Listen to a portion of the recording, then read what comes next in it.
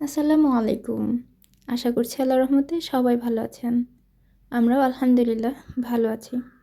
বছর যাই করছে। আচ্ছা, আপনাদের কাছে একটা প্রশ্ন আমার।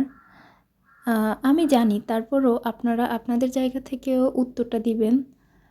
আচ্ছা, আমরা সারা বছর কি হিসেবে কাউন্ট করি? আমরা কি আরবি মাসে কাউন্ট করি? নাকি বাংলা মাসে? নাকি ইংরেজি মাসে? তো আমরা যদি সারা বছর উত্তরটা যদি হয় যে আমরা সারা বছর ইংরেজি মাসেই কাউন্ট করি, আমরা আমরা কি আসলেই জানি আজকে বাংলা মাসের কত তারিখ, আরবি মাসের কত তারিখ? আমার তো মনে হয় 90% মানে বললেও বেশি হয়ে যাবে। 99% মানুষ বলতে পারবে না আজকে বাংলা মাসের কত তারিখ।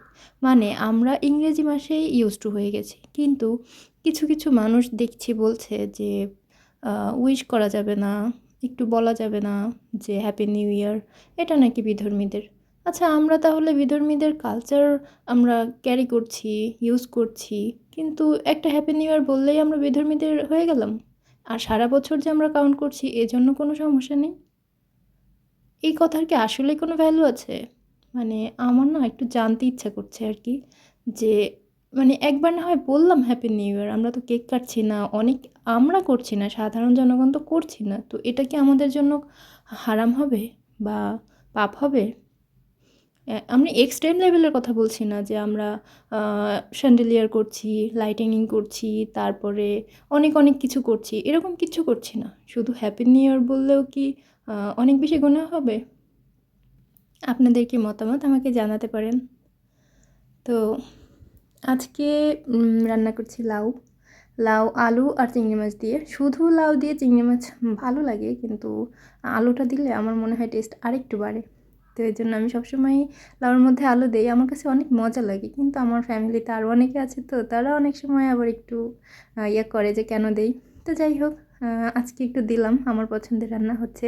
আর বিশ্বাস করেন রান্নাটা এত মজা ছিল। আর মজাটা আরও কখন বাড়ে বলেন তো? বাসি হলে। তো হ্যাঁ, আমি পরের দিনই খেয়েছিলাম। মাশাআল্লাহ অনেক মজা ছিল। তো তা আমি এখন হচ্ছে যে পেঁয়াজ আর মাছটা দিয়ে একটু ভালো করে ভেজে নিয়েছি। এখন লবণ, হলুদ আর হলো যে জিরা দিয়ে কষিয়ে তারপরে হচ্ছে আলু আর লাউটা দিয়ে দেব। তো আপনারা পরিমাণটা তো দেখতেই পাচ্ছেন। হাফ চামচ করে দিয়েছি সব কিছু, কারণ আমার হলুদে অনেক বেশি কালার হয়। আর জিরাটাও খুবই সামান্য। কাঁচামরিচ নেই বাসায়, কী করব বলেন? তো শুকনো মরিচ দিয়েই কাজ চালিয়ে দিচ্ছি। এখন গুঁড়া মরিচ দিলে না কালারটা মানে যা হবে টেস্টটা আমার কাছে মনে হবে যে না, মানে হলুদ ঠিক আছে, কিন্তু কাঁচামরিচটা অনেক বেশি যায়। গুঁড়া মরিচটা লাউয়ের সাথে খেতে কেমন লাগবে? তো ওই জন্য শুকনো মরিচটাই দিয়েছি, ওইটাই বেস্ট। বেস্ট না হলেও বেটার, অন্তত গুঁড়া মরিচের থেকে। তো একদম ভালো করে কষিয়ে টষিয়ে লাউটা দিয়ে দেবো। আচ্ছা, আমার ভিডিওগুলো কেমন হয় একটু জানাবেন তো। যদি আপনি এখনও পর্যন্ত এখানে আমার ভিডিওতে থাকেন। তো একটু কষিয়ে নিয়েছি, এখন হচ্ছে পানি দিয়ে সিদ্ধ করে নেব। বেশি পানি দিব না। ওই দিন পালং শাকে অনেক বেশি পানি দিয়ে ফেলেছিলাম, অনেক বেশি সময় লেগেছে। তো আজকে অল্প পানি দিয়ে একটু বেশি সময় লো মিডিয়ামে আমি কুক করে নেব। তো অলমোস্ট 15 মিনিট মতো লেগেছে। আমি রেখেছি একদম এক ঢাকায় রেখেছি 15 মিনিট মতো লো কুকে, যাতে হচ্ছে খুব তাড়াতাড়ি সিদ্ধ হয়ে যায়। বারবার উঠালে হচ্ছে সিদ্ধ হতে লেট হয়। তো চেক করে দেখলাম যে সিদ্ধ হয়ে গেছে, কিন্তু একটু লবণে কম হয়েছে, তাই লবণটা দিয়ে আবার নেড়ে চেড়ে ঢেকে দেবো। লাউ কিন্তু শোল মাছ দিয়েও অনেক মজার, অন্য একদিন ট্রাই করব। তো যাই হোক, আমার কাছে চিংড়ি মাছ ছিল তাই ওটা দিয়েই খেয়ে নিলাম।